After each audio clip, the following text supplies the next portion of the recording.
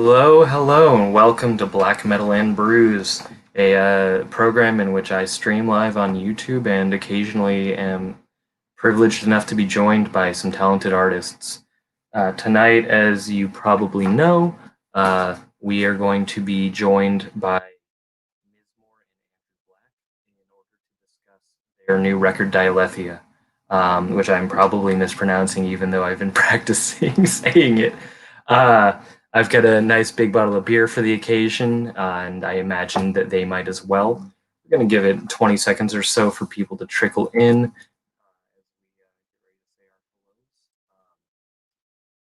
So, if you haven't watched our series so far, last Wednesday we took the week off as there was election tension and a lot going on in the world in general. It just felt like a week for a break. 2 weeks ago, Liam of Mizmor and I were joined by his our friends in the bands A.L.N. Mania, MSW, and Nate Myers for a wonderful talk. If you haven't seen that, it's still archived on YouTube. And of course, the first time around, it was just myself and A.L.N. of Mizmor discussing Mizmor things from past to present. And as we've made our way through the past, the present, drawing all these threads together, it's time to look at the future. With a new album coming out in 9 days, there's no better time than to really explore it so that when we can finally hear the thing in full, we've got as much context as possible. So without further ado, I'll be bringing on A.L.N. and Andrew Black so that we can discuss Dialetheia. Hey guys, how's it going? Good. It's going well. How are you? Just having a wonderful night. Consistently having the worst possible camera for the YouTube game. So I like living it. large. Yeah, no, it's a good look for me. I get the dark and mysterious vibe going. So I don't know about you guys. I got a special beer tonight for the occasion. This Weaver Hollow Wabi Sabi. It was recommended to me by the clerk at a local kind of heavy metal friendly beer shop called Beer Street. They've got like a bunch of like crossover thrash shit around there. It's pretty neat. So this is kind of like a wild ale I've been led brewed with rose hips and hibiscus aged in oak barrels. Wow. That sounds fantastic. That sounds Yeah. fun. Yeah, I will suffer through this somehow. I went a slightly less special route. Been doing sour beers the last couple weeks that we've been talking, but today I got a beer that I really like to drink in the winter time, though it's not all that special. Stella Artois. I'm just a big fan. So that was like my drink of choice pretty much for the entire first year of me drinking legally. hell yeah. I took even a step down from that. I went for the old German.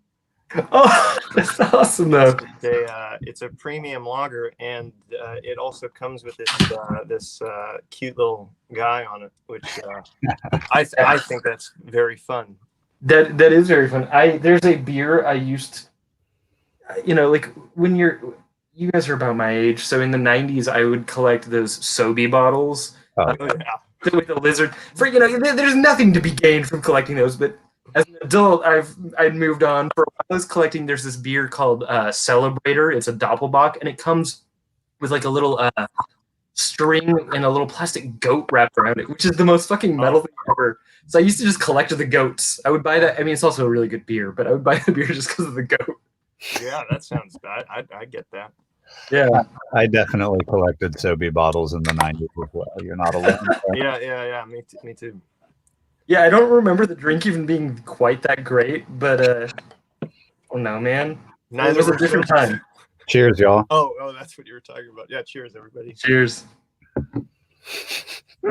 This is fancy. I don't deserve this. You deserve it, Ben. You You deserve every ounce of it. Oh shit. Well, I will probably drink every ounce of it tonight on the stream and make a fool of myself. So love it. Oh, that's nice. That's really nice. Anyway, thank you guys for being here. So You've corrected me. As Dialetheia.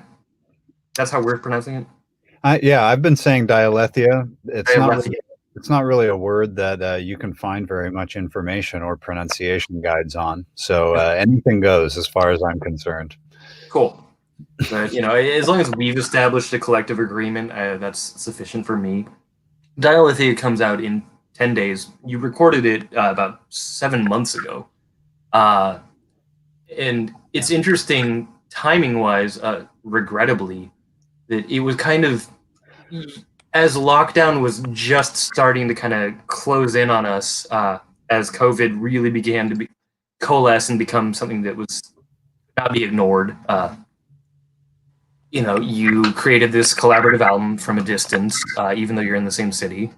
And now we're kind of entering a second period of that same sort of ambient dread surrounding the coronavirus, which, I wish that wasn't an appropriate thing, but some of the themes that, the album seems to explore, obviously wordlessly, kind of touch on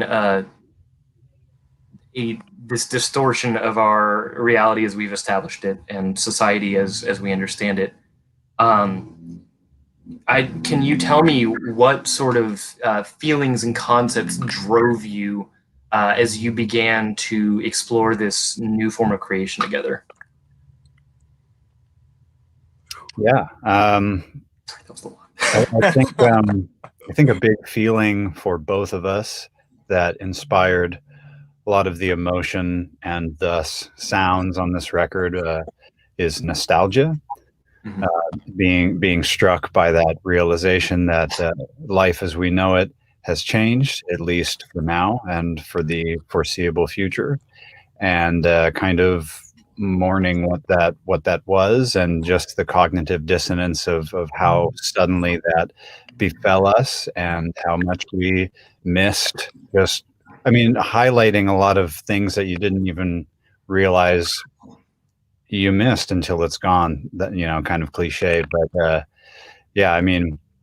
nostalgia and cognitive dissonance of contradictory feelings and thoughts. I agree.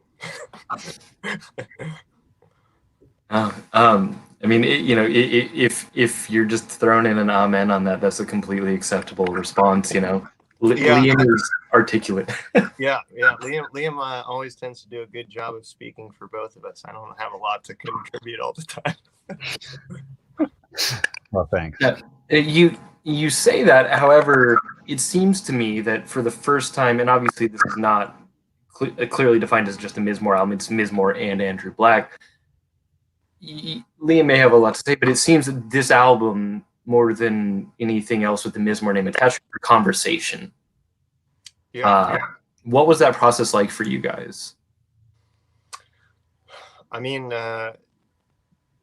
We had been wanting to work on we'd been talking about working on a record together for a while. I think we really started talking about it on that last Mizmor tour, that, we'd been friends and bandmates for 15 years or longer, I guess, or maybe more like 20 years. And we haven't written together hadn't written together in a really long time. So we had already been talking about it for a while, that we wanted to explore that just for, our friendship's sake, and see what came from that again. And then because the lockdown played out the way that it did, it just meant that there really wasn't anything else to do, and it seemed like a great opportunity to write via file sharing. And it sort of the lockdown was what facilitated that way we wrote the record. And I don't think it would have I don't think we would have ever thought to do it that way unless that was forced upon us. Yeah, 100%. Andy and I have been friends for the greater part of 20 years, actually probably exactly 20 years, and music's been a part of that the whole time. We started a band together in 4th or 5th grade after we met, and have written music together for years since. The last time that we truly wrote together was probably the Sorceress album, which was 11 years ago. And though Andy plays live in Mizmor and we still jam and play music together, we hadn't genuinely collaborated in over a decade. And yeah, just echoing what Andy said, it was really just for us, just something we wanted to do personally. And we tried once, actually. We got together and did a writing session before all of this happened, got some ideas together. And I mean, not that it was like bad or anything, but it didn't go anywhere for whatever reason. And it's been in the back of our mind to keep moving forward with that somehow on into the future to do a collaboration of some sorts. And yeah, it took the pandemic to make that happen. And really like the limitations that were forced upon us, oddly enough. Yeah. Well, and it's interesting you mentioned limitations, because I feel, and you know, perhaps this is a heavy-handed or I'm stretching here, but I feel like Mizmor's entire arc has been about you finding a limitation and pushing through it. And usually that is something that is a limitation philosophically or a challenge that life has presented to you, and you're using your art to, you know, address it in the way that occurs most naturally to you. This time, the art itself was limited in a way, and I think that's really almost unintentionally contributing to the same thread that you've been following. What do you feel? What did you learn that you may take to future, non-distanced recordings from this process? That's a good question, and very well said. The background to that question, and something that I haven't thought about in those terms before. So you're making me think on the fly here. That's very, very astute. I'm trying. Yeah.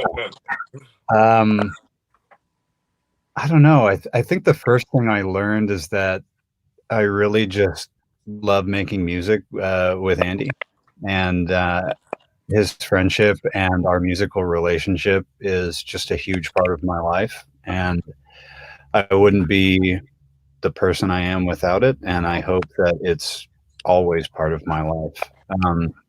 Not to get too snappy right off the bat here, but I doubt you were asking it in regards to something like that. But in terms of, going forward to new albums as Mizmor after this, I guess I learned that you can actually make a pretty good product remotely. It's no doubt going to have its idiosyncrasies of the file sharing process. But as far as specifically collaboration goes, I don't think that is a hindrance, and might be more open to working outside of the box of my norm in more opportunities in the future.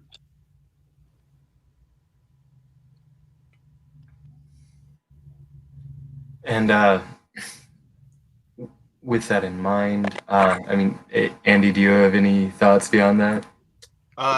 As far as collaboration pertains to me in general, I've done like with the ambient music that I make for solo stuff, I've done collaborations, and I like them in theory, but I have a really hard time. They're really hard, which I suppose is cool in some ways, and can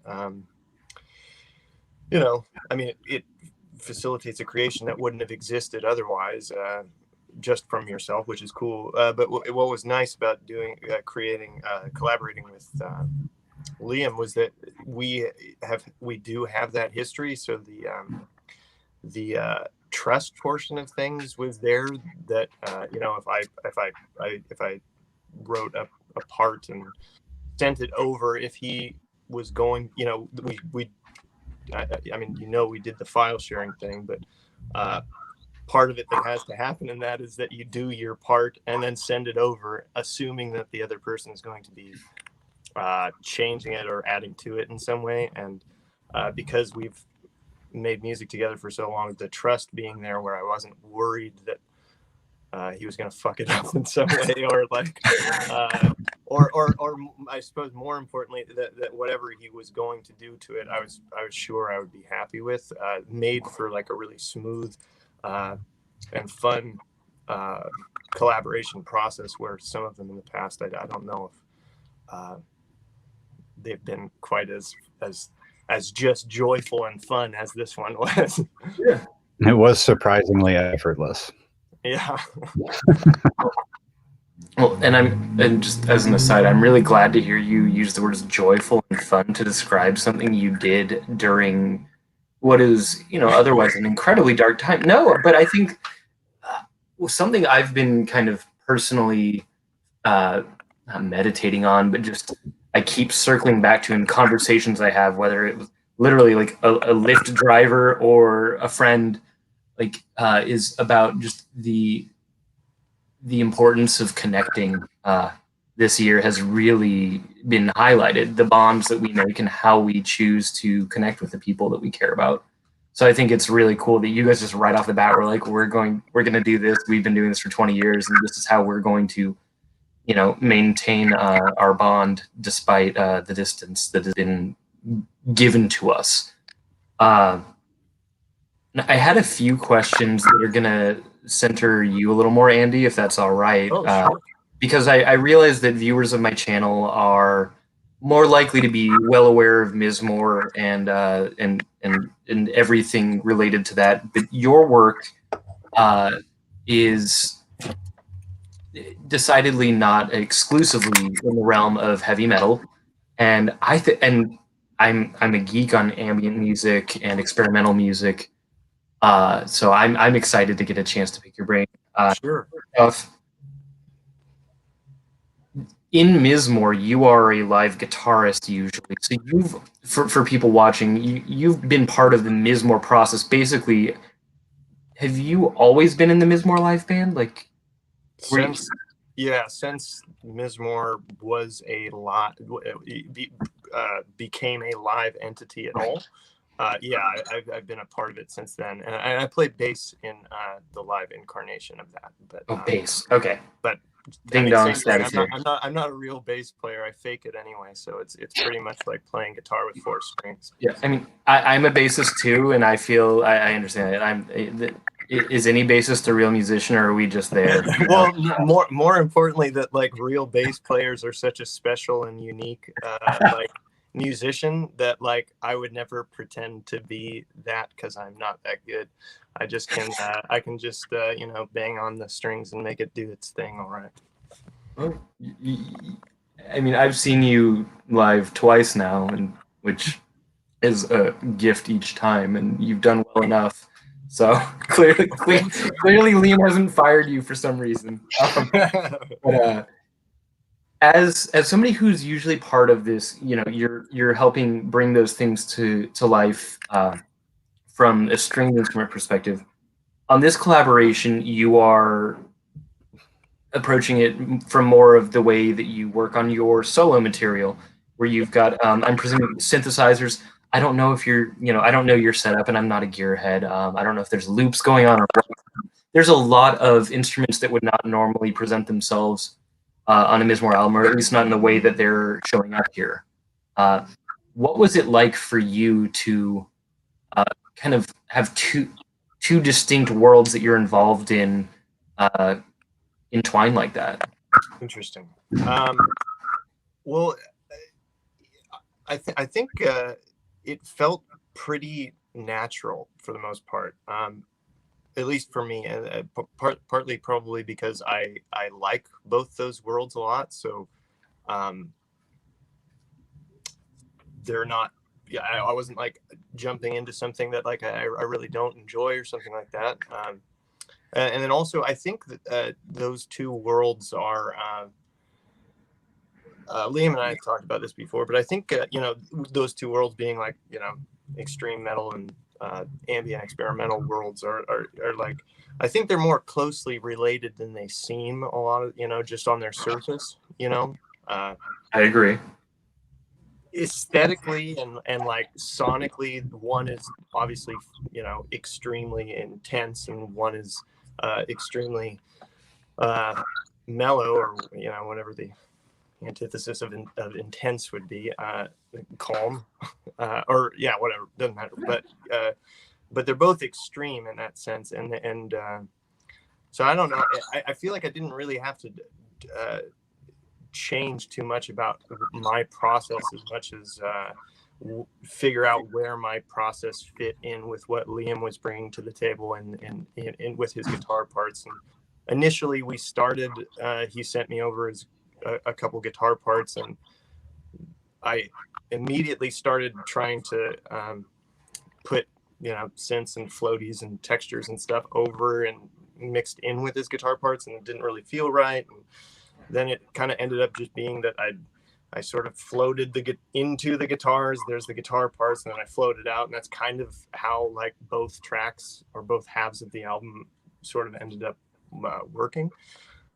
So there was a little hiccup at the beginning just for me trying to figure out where my voice fit in with Liam's voice. But it, after a few hours of playing around with it, it came pretty clear that I just needed to float around Liam instead of over him. Yeah. And Liam, I mean, I guess even though you are, you're still contributing as Mizmor, and you're still using a language in the project that you typically use, it's obviously presenting itself in a very different form. Although I think, again, kind of as Andy hinted, there's more of the same spirit in it, even though it's not manifesting identically. What was it like for you to create this and in that way? People are saying this isn't loading. That's bizarre. Yeah, for sure.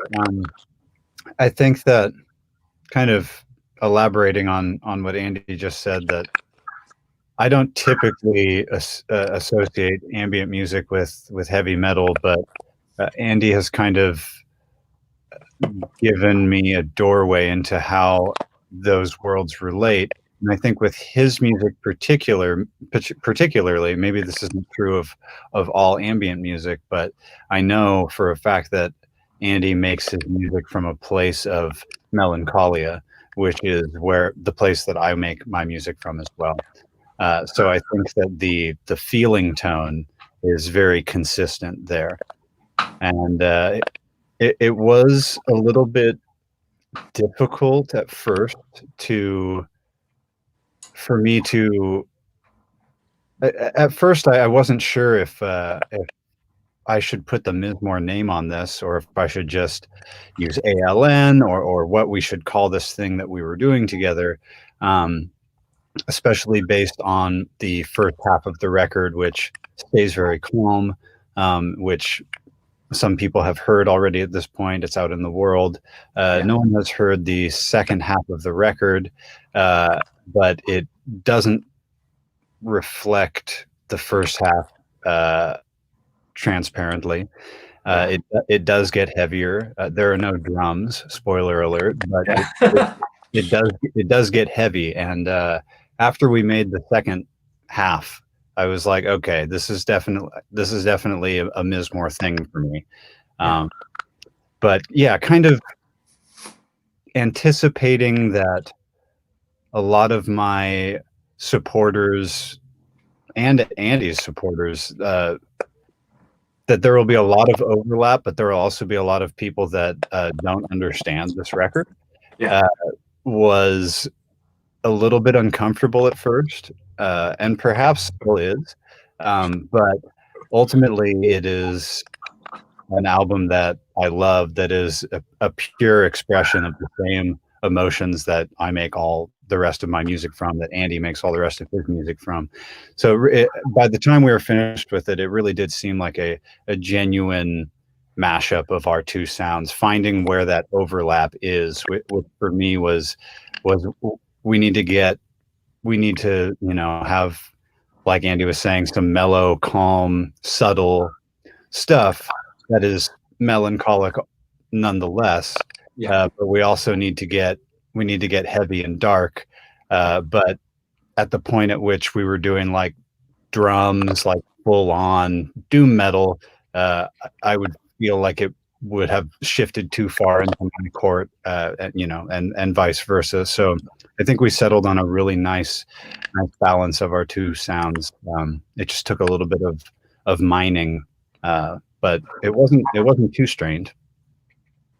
Yeah, and you know, I mean, to further touch on that, I think historically the marriage of ambient music and heavy metal is it's long. It's older than any of us, unless one of you is secretly old.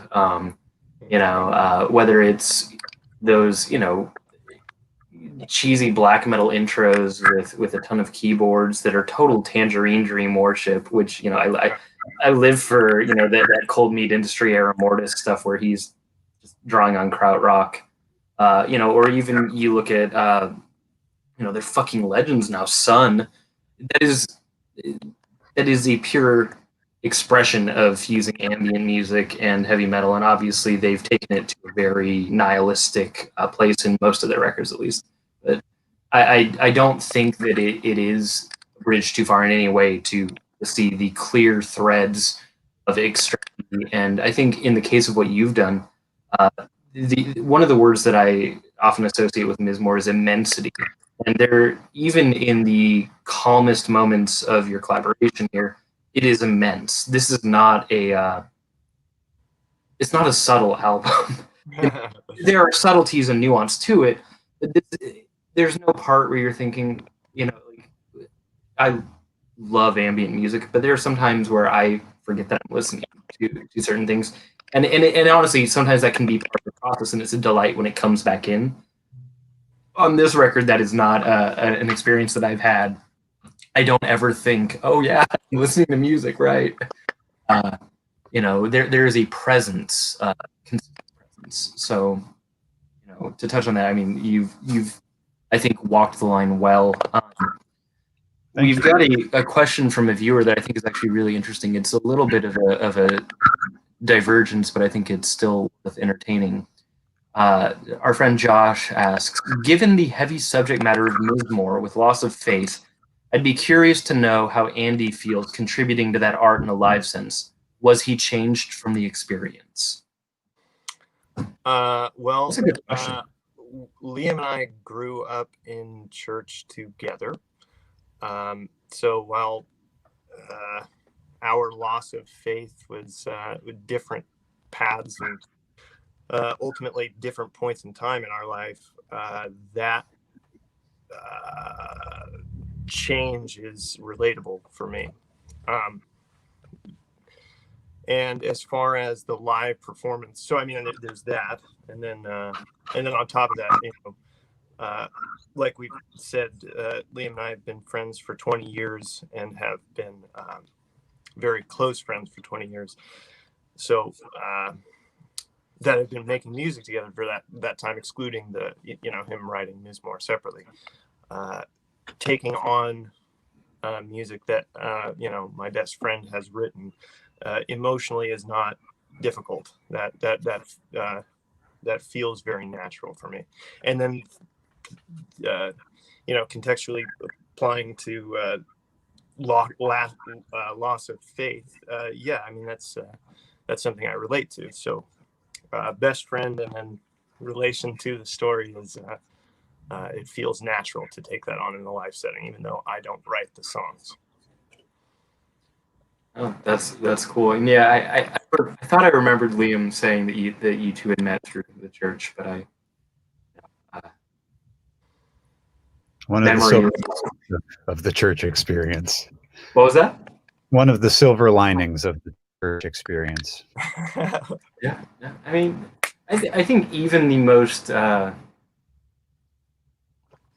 unrewarding experience can have something that we gain from it, depending on perspective or maybe just things aligning nicely. I don't know if I'm necessarily an optimist, but I'm hopeful all the same. We've got a question from our friend Horror Business. Why is David defeating Goliath on the recent shirt? The new hoodie, is the Gustav Doré depiction from the Bible of David defeating Goliath. And David is the author of the Psalms, most of the Psalms. And the word Mizmor is Hebrew for psalm. And most of the time, at least in the early days, I felt that I really was writing psalms, upward directed prayers, songs, melodies, wrestling with my faith with the Lord, just like you find in the Bible. I really connected with that book of the Bible. And I find a certain analog to the psalmist David defeating the giant Goliath, to me defeating God, essentially, or overcoming my loss of faith in God. And specifically, there's also a quote from the track from my last full-length Cairn called Cairn to God. The quote is, "I recall my path, clearly I see God thrown down in that great arena." It's kind of telling the story of how we got to where I am now. And just that line really, with the imagery of the people all standing around watching David defeat Goliath, felt really appropriate to me for my own spiritual, if you will, journey. Well, I like you kind of taking and maybe not inverting, but utilizing the imagery of the very thing that you're seeking to deny. Personally, at least, I think that's a really powerful tool. Thanks. I've never been one for upside down crosses and pens and things like that. Especially because for so long I was not yet an atheist, just a struggling Christian, and then an agnostic, and then I don't know what I am. Got a burp, excuse me. So I don't know. I've always obviously the very blatantly satanic or anti-Christian aesthetic of black metal is badass, but it's never been something that has really resonated with me personally for my own struggles. I don't feel as much anger and rage as I do sadness and disillusionment, so I still kind of connect to those original stories, words, images, but just kind of presenting them in this very embittered, slightly inverted way. I mean, that makes sense. I feel like I appreciate a lot of satanic black metal when it's done with conviction, and I think that it's actually a reflection of the path of the artist creating it. And then I remember 15 years ago or whatever, I saw Slayer live, and Tom Araya is a Catholic, and he's got inverted crosses spinning on stage, and I'm thinking, this is it's showmanship. It is theatrics, and theatricality is fun. I'm not here to spoil a good time. I mean, I fucking love heavy metal in all its absurdity, but I think I don't think black metal is as rooted in fun a lot of the time, although maybe it should be. That not exclusively, but sometimes. A lot of that satanic stuff, it's like, if that doesn't mean something to you and you're just doing that, it feels really trite and boring to me.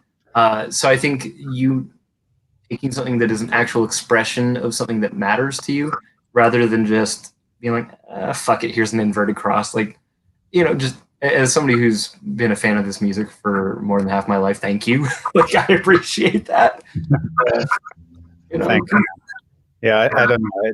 Just to drive home what I said is just it was such a personal experience for me, and it was so much more of disappointment and disillusionment rather than like, yeah, fuck you, you know. I mean, I kind of feel that way too, but it's, yeah, I don't know, a little bit too theatrical, like you were saying.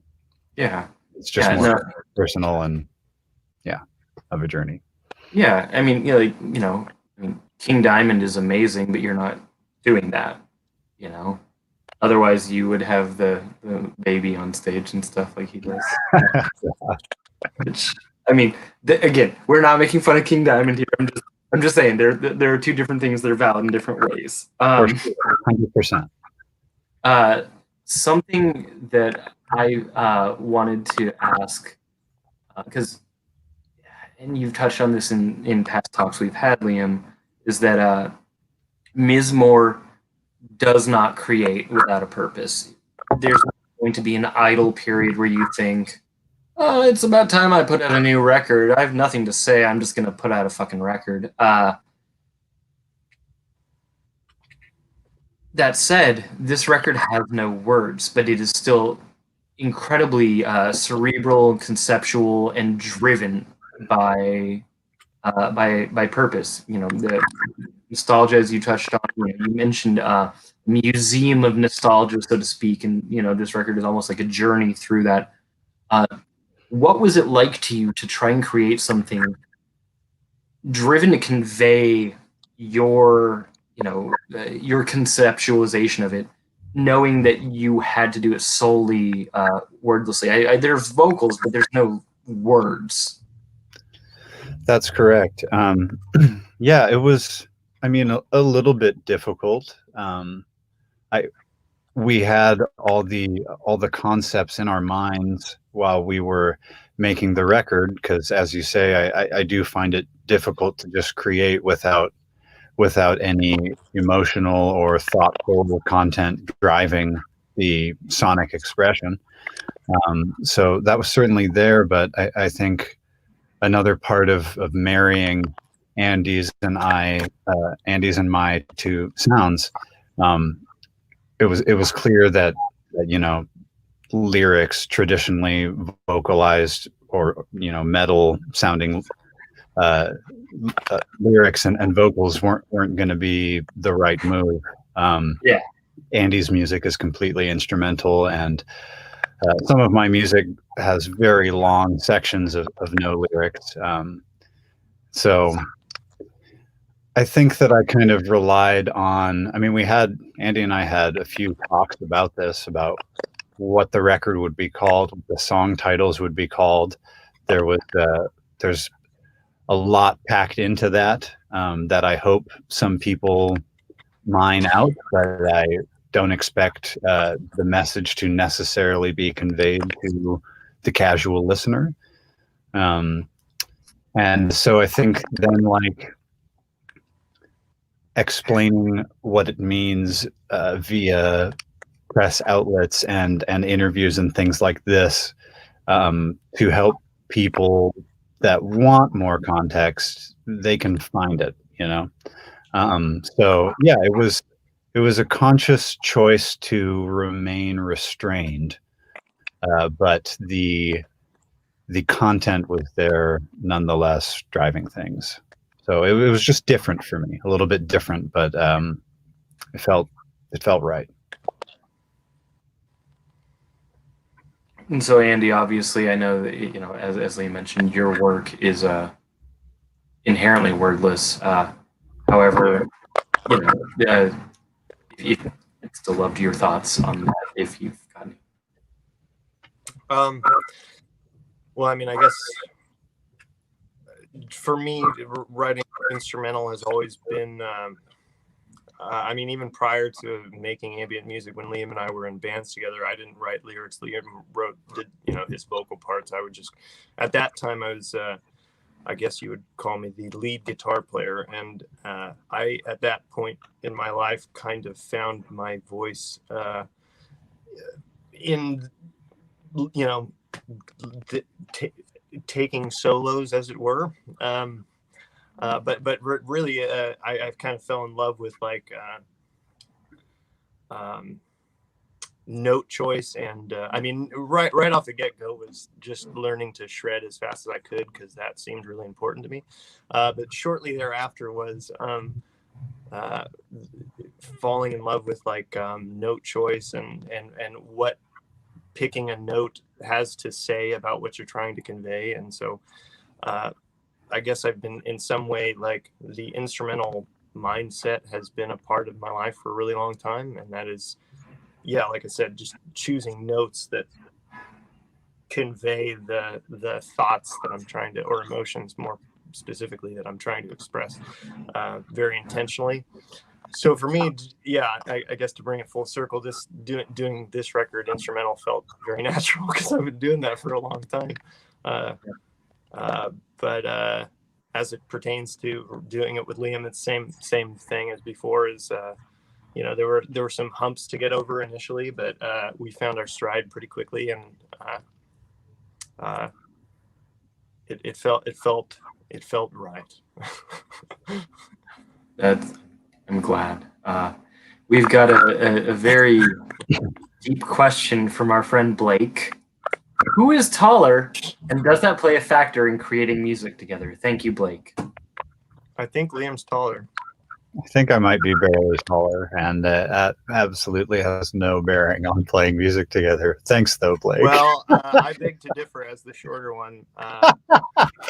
It's been a problem for me for the last 20 years of our lives. And, is that why you wear those high shoes at show? Yeah, that's why I wear platforms. If you notice, next time we're on stage, I've got like 12-inch platforms. That's what gives me the appearance of height. Power struggle. Okay, I like this. That tension creates the dynamic. Yeah, that half inch. Yeah, the half inch is just it's painful. I wanted to mention a little bit, just earlier this year, Andy, you released a solo record. I've got the name on the tip of my tongue. What was the name of your record? Slow Blood? Slow Blood. I almost said Slow Bloom, and I'm like, I know it's not Bloom. Slow Blood. Close. Yeah, I did one letter away, but very different meaning. Yeah. Being that you were recording this right around the time that was released, was there any? I mean, God, now it feels like a fucking pun. Was there any bleed over from one process to the other? Yeah, definitely. I write like every day, and so there's moments and times where like a certain synthesizer or like tone or patch that I've made on a synthesizer that I'm just using a lot because I'm excited about it, Yeah. So there were some there were some piano samples and loops that I'd taken that crossed over, there's a couple spots that they're in, not the exact same progression or anything, but just the samples are used, some in Slow Blood and some in Dialetheia, however anyone wants to say that. So there was definitely some bleeding, as it were. Yeah. I mean, I guess a cross-pollination. There we go. Now we're not using a blood. Yeah. Back to Bloom. Cross-pollination. Yeah. There's no way out. Yeah. No, I like that. I was and I've enjoyed for those not their life through their phone during this pandemic. I enjoy your little synthesizer meditations that you post on Instagram. They are very grounding for me. Oh wow, thanks, man. Yeah, it's like a nice little window. And it's also really cool as a compliment and a contrast to the record too, which I appreciate that. Thank you. Of course. So here's where I now end up on my heavy questions now that we've had some drinks and we're in the thick of it. Dialetheia touches on the true false dichotomy of basically the concept is and yes, I googled this. I am not just a scholar. I do my fucking research on something, a statement or a concept that is simultaneously true and false, almost like the mathematical concept of absolute value. And I obviously there's kind of that between the year and nostalgia and all the values that we're kind of exploring here. There is a quest for just like truth and value and what is important. Excuse me, I guess. What is there a specific concurrently true and false statement or concept that is really being dug for here? Yeah, I think that there are two that were essential for us here. With the nature of the pandemic, my mind kind of went to, as you kind of alluded to earlier, walking through a museum and looking at society and civilization as we have previously known it in the form of exhibits of all of our favorite pastimes and ways of life, and being struck by the feeling, the realization rather, that I'm not just the museum goer, but also in the exhibit, that I am on both sides of the glass at the same time. That is to say, in the experiment that is society or civilization, we are both the lab tech and the subject. And this, for me, transcended that and made me also think about something I know Andy thinks about too, that has been illuminated for me more through my meditation practice, which is kind of this dualist illusion of the self, that we are both the observed and the observer. Oh, got to burp again. Excuse me. Got to lighten the mood a little bit. There is a sense in which there is a self. There is, you have all your memories that you've built up in your life and all your idiosyncrasies.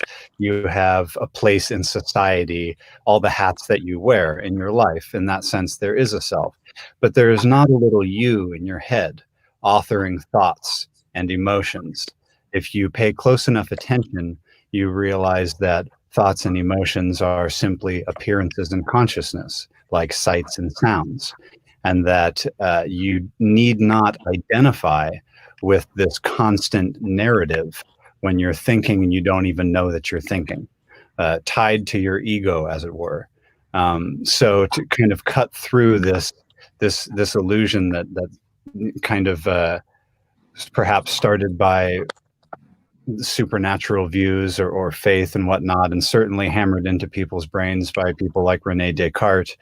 The Cartesian dualism is a term you will hear in this subject, but this is a reflection on the fact that existence is monistic and not dualistic, and for me that means that it is materialistic. Andy? This is another situation where I'll say, yeah, he nailed it. Hey, no, that's fair. It's also that's it.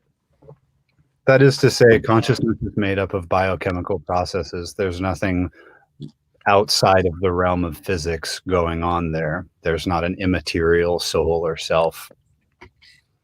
Electrical meat. Yeah, and I guess to contribute and not just take the easy way out. I suppose maybe one example of how it would pertain on not a philosophical level pertaining to the pandemic and the situation we were currently in was that being something that is true and also not true. It was at least I guess for me the feeling of like Liam and I meeting in his backyard, especially towards the beginning of this thing, spread out like 10 feet away. We're like we're not even like we're way, you know, to discuss this album. Yeah. And the feeling of like of everything feeling, excluding the distance that we're sitting apart from each other, things at that moment in time feel very normal, and like nothing, you know, nothing's wrong.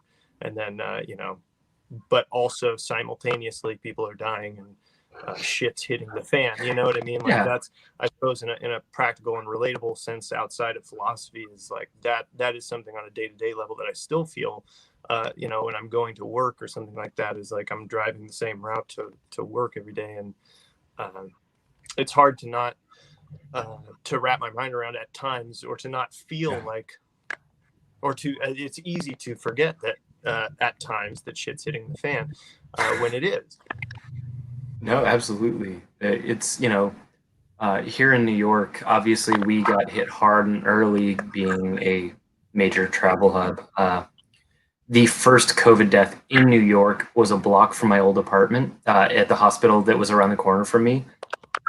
And so it's been very odd for me having things, you know, where I go get a latte at the coffee shop, and I'm wearing a mask, and I'm keeping like 10 feet away from another person in line because there's a pandemic, but also I'm getting my coffee. Like, it's a really, and to be fair, it took me like 6 months of not getting my coffee before I decided to go out and get my coffee. I was not doing that during the peak of the pandemic. And with it spiking again, I may go back to just having coffee at home, because holy shit. Sure. But yeah, no, this year has been the year of very real unrealities, or very unreal realities, rather, I think is even better. Just, you know, it's like, yeah, you have to do the things you're doing. You're still gonna, you know, maybe some people have the luxury of working their job or whatever, but I think for most people that's not the case. Watching those two unfold. So again, there's a film I want to reference here, and I know we're getting a little artsy fartsy, but have you seen the movie Labyrinth? Oh, of course. So you know, and I know that this is kind of silly, but there's in the movie Labyrinth, there are these two fellas guarding a door, and they are upside down. They're the same guy. They're like behind a shield. Maybe they're even just one dude with like 2 heads and 2 feet. I have no concept. He's a Muppet. You know, it's hard to say. Yeah. Muppet physiology here. And there's a couple doors that the protagonist of the film, Sarah, has to could go through. One leads to where she wants to go, and one leads to a bottomless pit of, you know, the oubliette. Certain death and the oubliette. Yeah. Certain death, yes. Bum, bum, bum, bum. So, Yeah.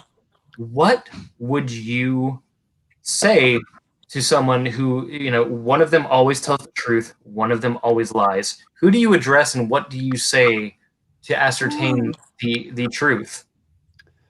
right. Well, this is a classical philosophical conundrum, right? So you ask one of them what the other would say, and then you do the opposite of it, and that will get you the true result.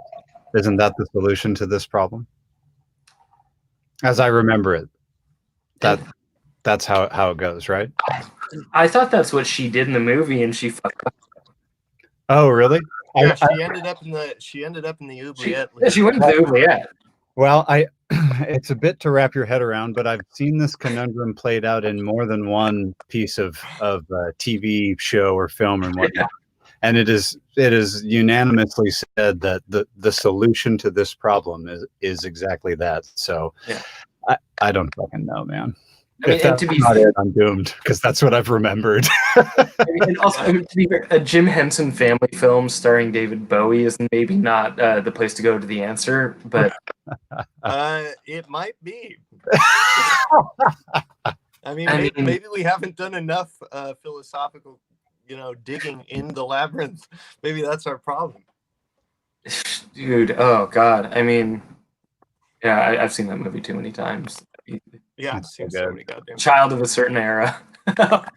You know, it happens. But the one thing I learned from that movie, you know, there's, you know, the little goblin dude who was kind of disloyal as hell. He's his own friend though, and that be your own friend is an important. That is one lesson for sure. Self-love. That's a great. Yeah.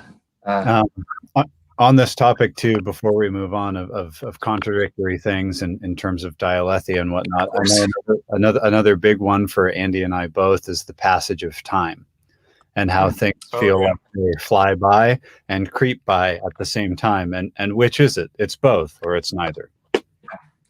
All at the same time. And especially with this pandemic, now that we reflect back, like, oh my God, it's been, I mean, not quite a year, but like what, 8 months of this, and I can't decide if it's flown by or creeped by.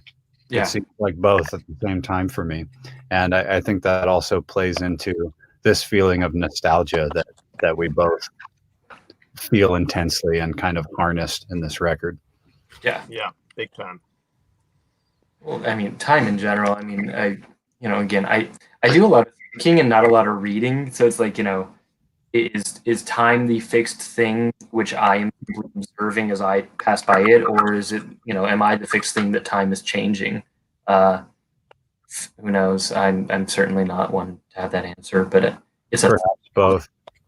Both. Yeah. Both are true. And no, it's both. I know this. I got this. Bringing it full circle. We got a comment from Michael. Love you guys from Love Machine Till Now. It was always a joy. So sweet. Keep it up. We love you, Michael. Thanks, Michael. I'm going to start just describing Mizmor as a joy. That's great, man. That's so great. I mean, and to be fair, I have a lens through which it is, but I also realize that's a very loose term.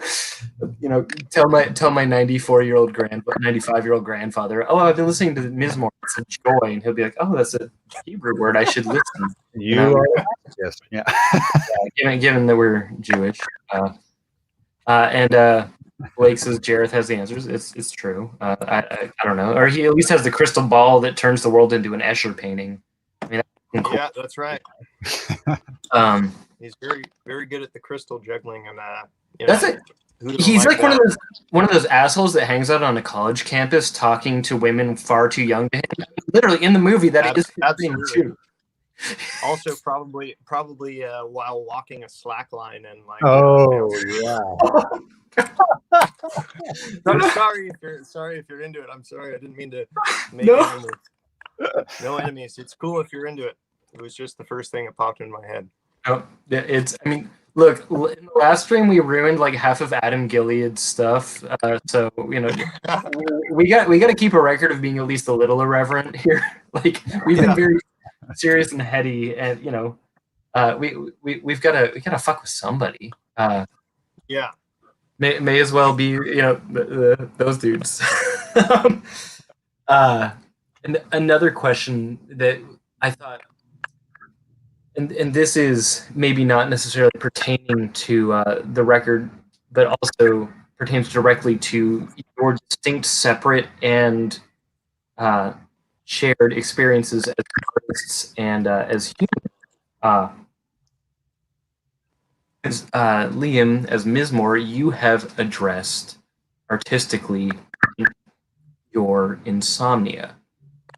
And Andy, you have been channeling a different sleep struggle with narcolepsy. I think with these things that are both, I mean, there is, of course, an overlap in the way that disrupted and challenged sleep will impact your mental state and your worldview.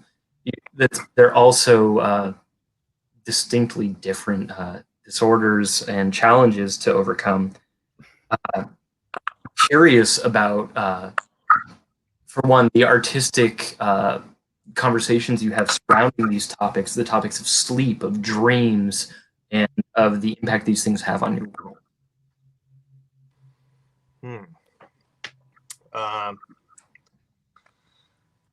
Well, I guess for me personally, I guess I don't know if Liam and I if we have discussed it all that often, except that we know that that's a thing that we both struggle with. I don't know. I think we just buy into the idea that like something that's constantly present in our minds is going to influence the way that we create. I guess then to elaborate at least how it pertains to me and how it colors my writing, I suppose, is like,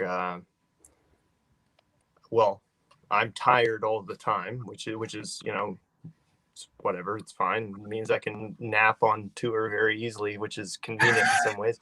And That's a skill. Yeah. Another positive side of it is I dream a lot. And I lucid dream and am able to control my dreams, you know, 60-70% of nights and naps, which is that's cool, and it's very fun, and I suppose fortunate to some degree, if you want to, you know, just depending on how you look at it. The downside is, yeah, I'm tired all the time, and I'm a little bit of I'm a little spacey at times, and you know, it probably has exacerbated depressive issues and anxiety issues for me, and you know, so there's that. But I guess I'm rambling to say that I can't really unseparate it from what it just is always influencing. You know what I mean? Do you think that just? Sorry, please go ahead.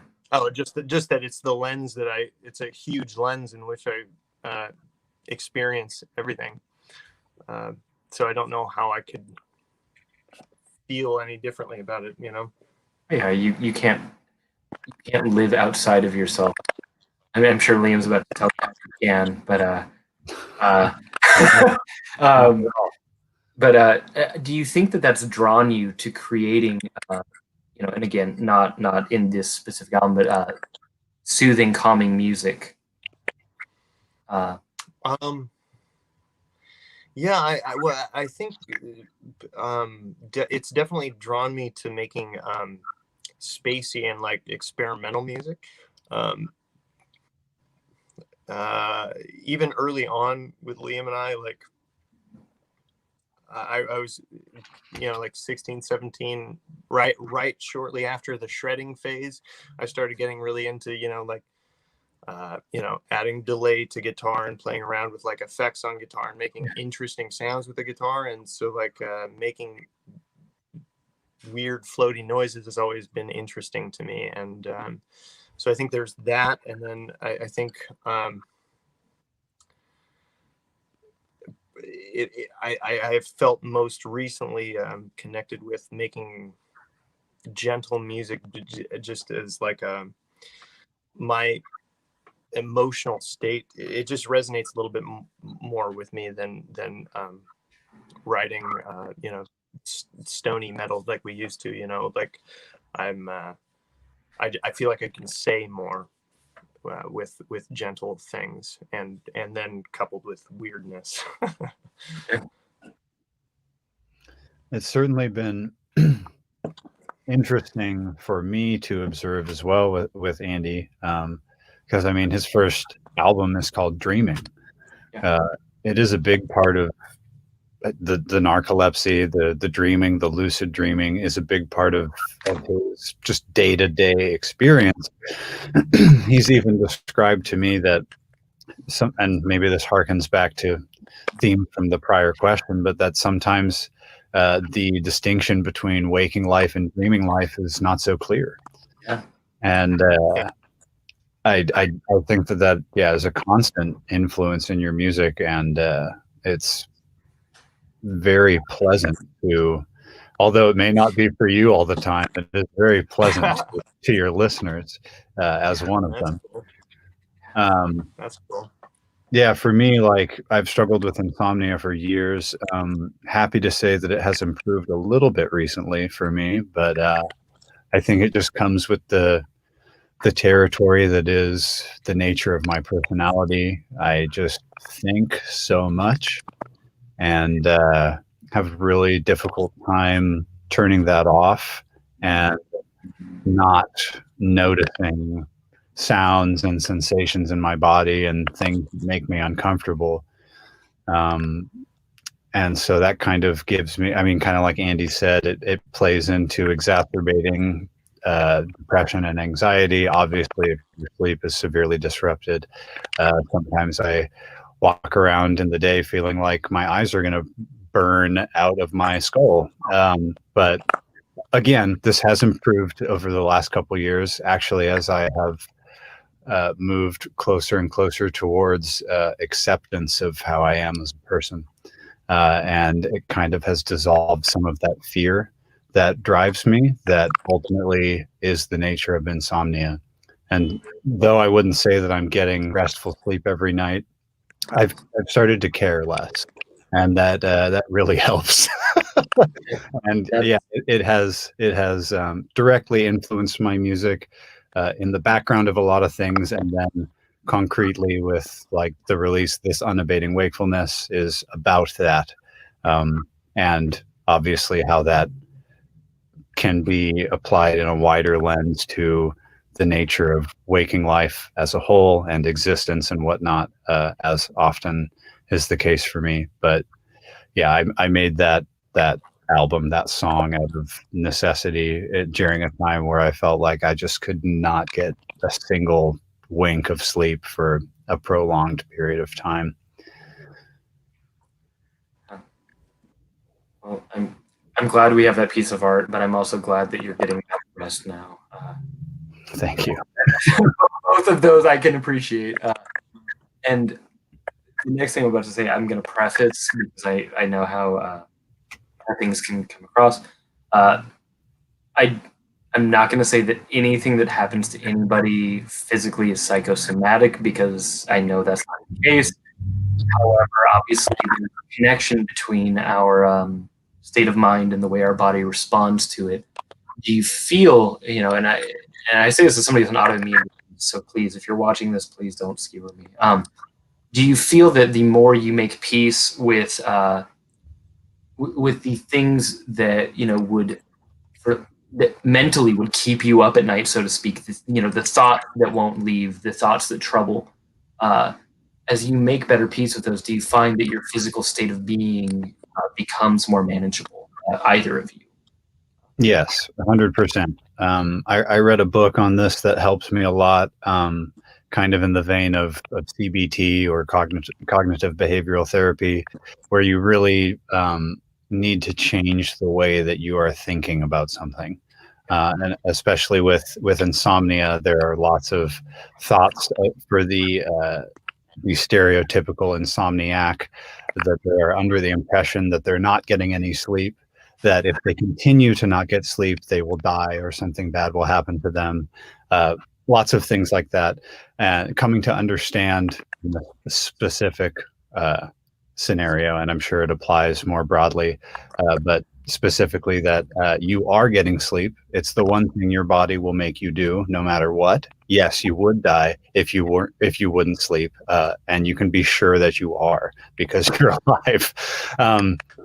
Little things like that that help you literally change your thoughts, to change the neural pathways which affect your behavior, thoughts, actions. It's all interrelated. It's all really one thing. And 100% that, especially with a thing like insomnia, that really is a manifestation of fear and anxiety. The more that you think about it, the less that you are benefiting in with that specific issue. It really does help to seriously work on changing how you think about that and accepting things the way that they are, not in any sense of being complacent. Obviously, if there are actions you can take to better your circumstances, take them. But yeah, specifically in my circumstance, the mind-body relation, and I can't help but think about our prior questions too about consciousness, but the fact that is really just one thing is not to be neglected. And I experienced a lot of relief reading this book from a sleep scientist that really helped me change the way I think about my circumstance and accept it, and just care a little bit less, because that's the problem for a person like me with this circumstance, is hypervigilance. So toning that down and just becoming a little bit more accepting of the circumstance is key.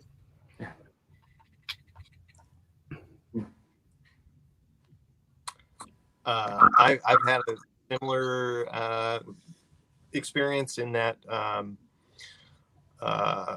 I've seen counselors and therapists for most of my life, off and on, and around the time that it was like 22, 23 that I really started. I didn't know that they were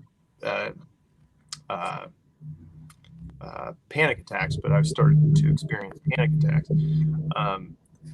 They were directly related to feelings of like exhaustion and which I started noticing the narcolepsy when I was like, I started going to the doctor about it when I was probably like 15 or 16 about excessive exhaustion and things like that. And then I didn't do a sleep study until I was about 19 or so when I was diagnosed with it. And then I was prescribed some neurological stimulant, and it was fine. It did the job, but I didn't like doing drugs every day. And so I decided not to do it. And then around 23, I started having these episodes of feeling like I was going to pass out, or like, I'd have the tunnel vision thing and all that stuff. And so I was seeing a therapist at the time and talking about that. And the cognitive behavioral therapy thing we were working on was, we were working on that and the practical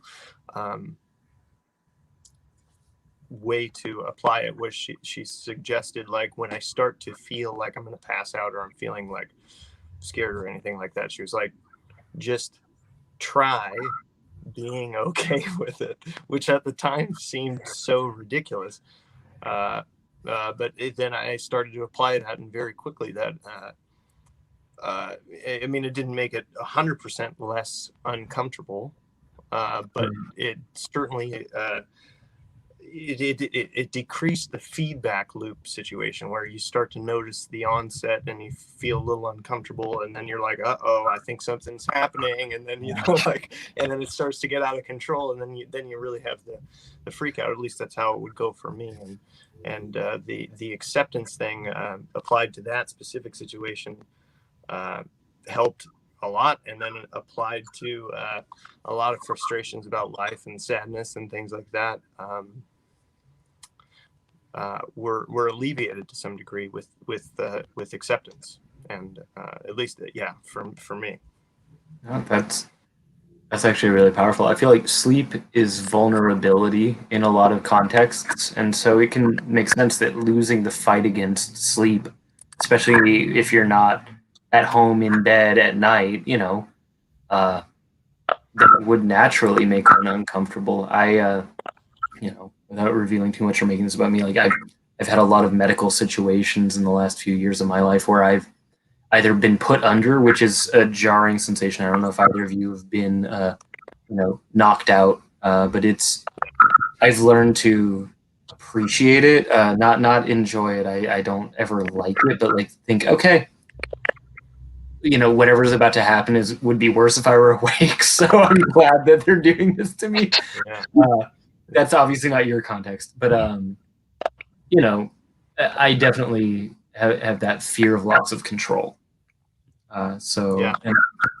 And I think that then translates to other things in life, and perhaps in accepting that, it's empowered you to better accept the world around you, beyond just your narcolepsy. At least it would seem that way.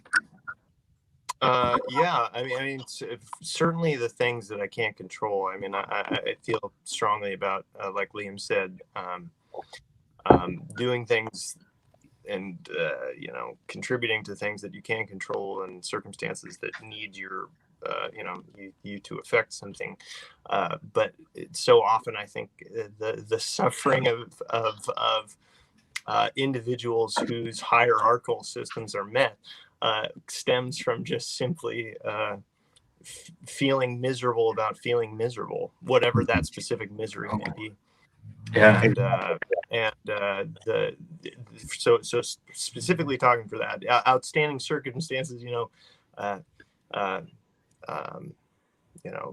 people in poverty and things you can contribute to helping. And I'm not talking about just saying like, oh, fuck it all, everybody will be okay if they just accept it. I'm not talking like that, but just specifically pertaining to, again, the individual who is housed in like whatever, and so like you want to call them first world problems, that's fine, I understand that.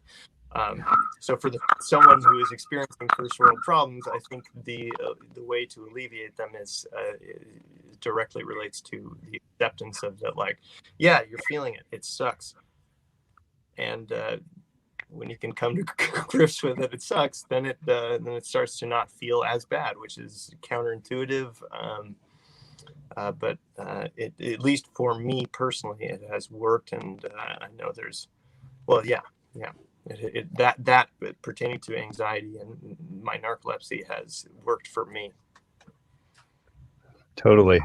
I think that like the key problem is like distress. You can have the same set of circumstances for two people, and one person is more distressed by it than the other. And bringing it back to my own situation with insomnia, sleep studies show that like amongst a range of patients, those that get little sleep and those that get more hours of sleep, regardless of the amount that you get, the people that are distressed over the amount of sleep that they get are the people defined as insomniacs. And so trying to educate yourself in a way that can change the way you think so as to alleviate some of that distress over the amount of sleep that you're getting, or substitute whatever circumstance into that sentence, is helpful. It is. Yeah, I think I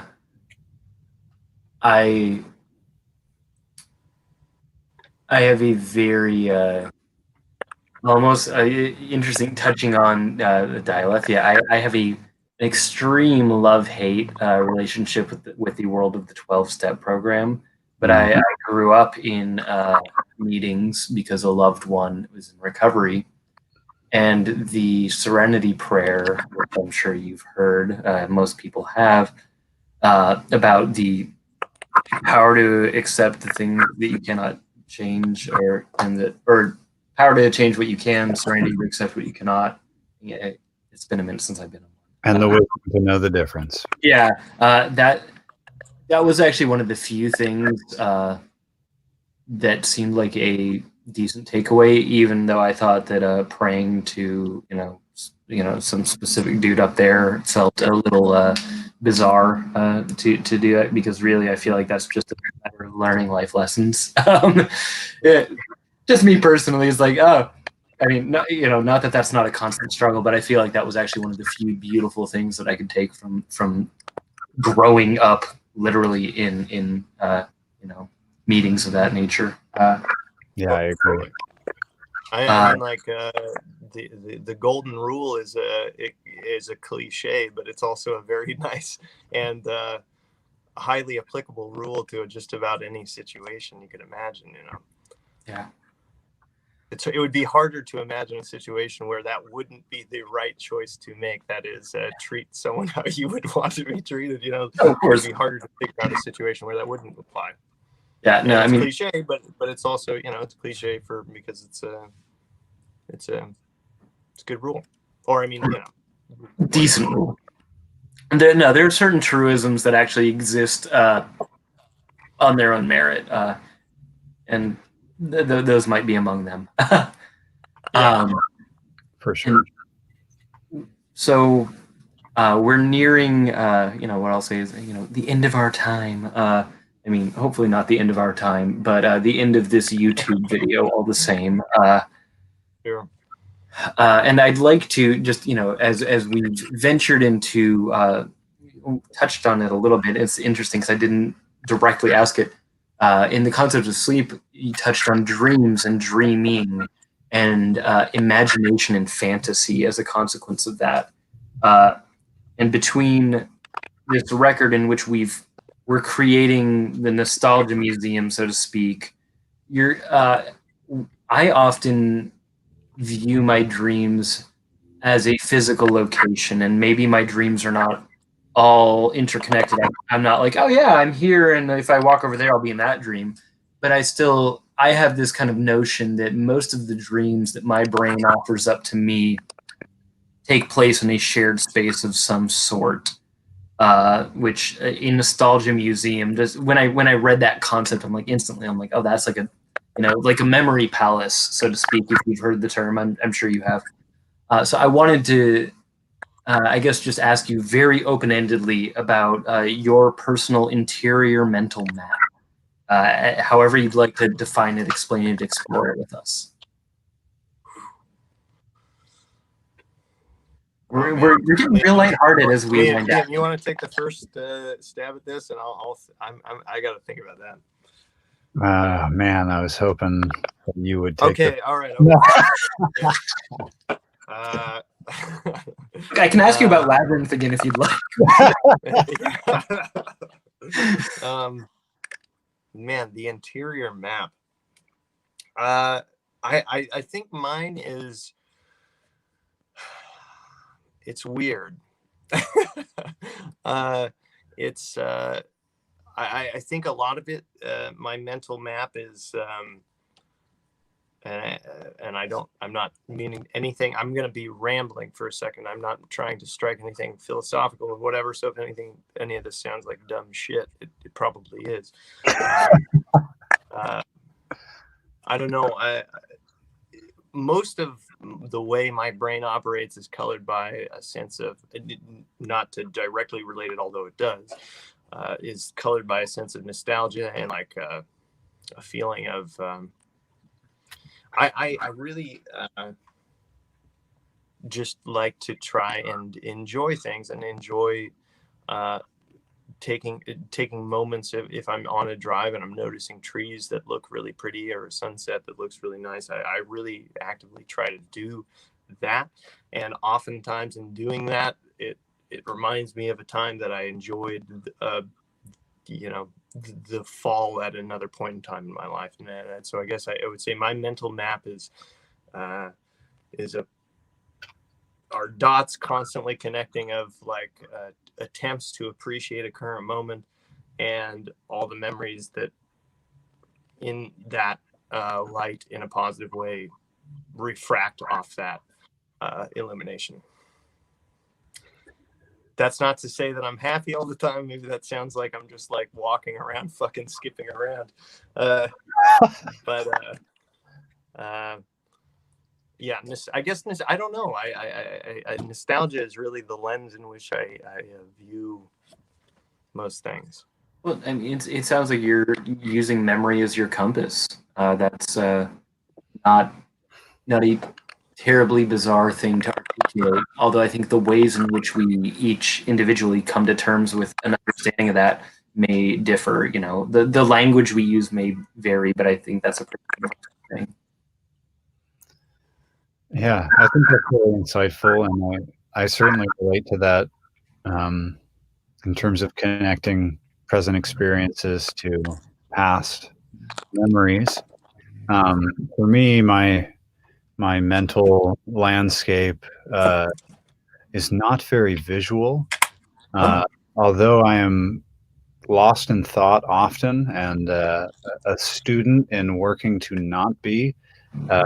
I think in terms of concepts and less visualizations, for instance, I don't vividly dream often.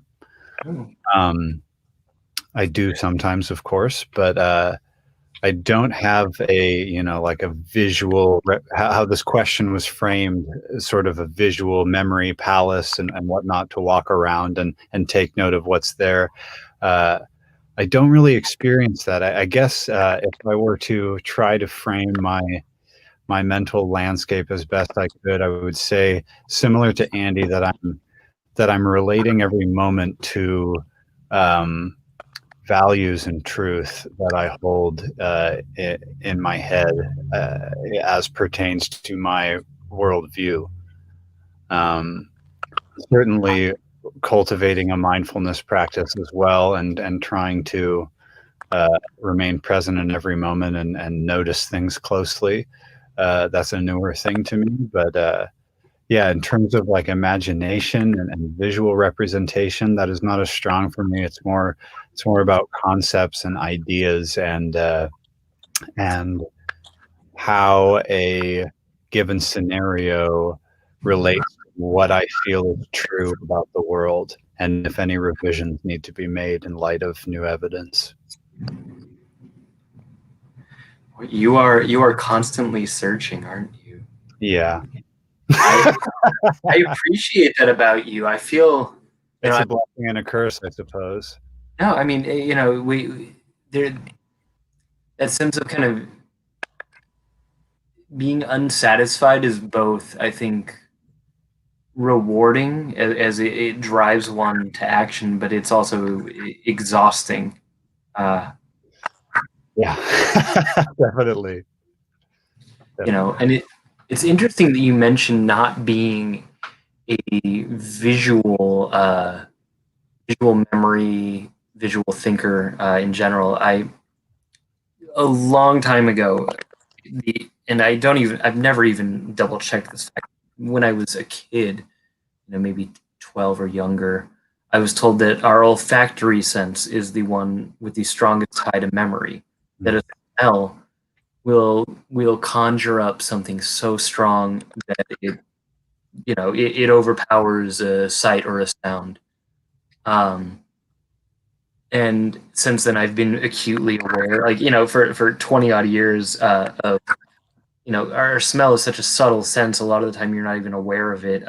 Whereas you're always aware of what you are seeing, hearing, and touching. But taste and smell they're more peripheral senses, almost in a way. But so it does make sense that perhaps for some people, vision is not the strongest signifier. I mean, not that I'm saying it has to be your nose, but it might be. I've definitely experienced that before. Who hasn't smelled something and been brought back to some childhood memory instantaneously? Yeah. No, I mean, again, I'm no scientist of any sort, especially not of the way the brain processes information given to it. But I guess we're all in a way experiencing that because everything that we're doing, including this, is being filtered through that lens. If there's anything else that either of you would like to share before I let you off the hook for the night, please, the floor is yours. I just wanted to thank you for the past 2 weeks hosting me here, and thanks for watching and giving a shit about music and art in general, and what I do and what we do in specific. And thanks to Andy for being on tonight. Love both you guys, and it's been real fun. It's been a delight. Andy? Yeah, it's been a pleasure. Thanks to the watchers. Thanks, Ben. Thanks, Lily. Happy to be here, and thanks for having me. It's been a delight. Thank you guys. And it, again, I can't state enough how much I appreciate this. It's been good for me to get back on my thinking feet, so to speak, because I think we've had some really interesting philosophical and emotional discussions that have left me after the talk, ruminating on things and really exploring my own relation to the world around me. So I think selfishly, even, I mean, fuck YouTube. I mean, not fuck YouTube. We love you, but I've gained more from it than I anticipated. So I'm really grateful for this. We've got a minute or so left here before I turn you guys loose. Dialetheia is out in 9 days on November 20th. It is I've obviously had the luxury of listening to it as many times as I've felt inclined to do so, which has been quite a few. I think it's beautiful. It's staggering. The world has had a chance to hear the song Looking Through. But the other one is Nostalgic Dystopia. Nostalgic Dystopian. That's right. I almost said dystopic, but it's not dystopic. Nostalgic Dystopian, as you've hinted at, turns a little darker, and I'm really excited to see what people will think of that. I think it is a stunning album, and as both a longtime fan of the band, as a friend of yours, Liam, and as a newer but all the same sincere appreciator and enjoyer of your music, Andrew, it's really something to be proud of, and I hope you are. Thanks. Thank you so much. So thank you guys. I will relieve you of your obligations here on YouTube while I sign off for the night. So thank you for being here. It's been an absolute delight, guys. Thank you. Thanks. All right, viewers. Thank you for being here, whether this was the first interview stream that you were able to partake in, or you've been here for all three, or you've watched the whole series of me talking to all sorts of people. It's been a delight. As we get deeper into November, we're nearing a certain holiday with weird colonial imperialist ties that is often a bond of togetherness. I may have one more interview lined up this month that we'll be discussing shortly, but I think that for the most part, we're going to be doing one-on-one beer and tape things where I talk at my computer screen, and if you see fit to join, you're welcome to. Because I think that sort of community togetherness is really vital for us during a fucking pandemic, as numbers are on the rise. And I want to keep highlighting the artistic community, but I also really want to give you guys and I say you guys, us, a space. So I'll be discussing future interviews shortly on both social media and maybe on here. These interviews with Mizmor had been done on Wednesdays. Soon we will be reverting back to the Tuesday, Friday schedule that we used to keep on this channel.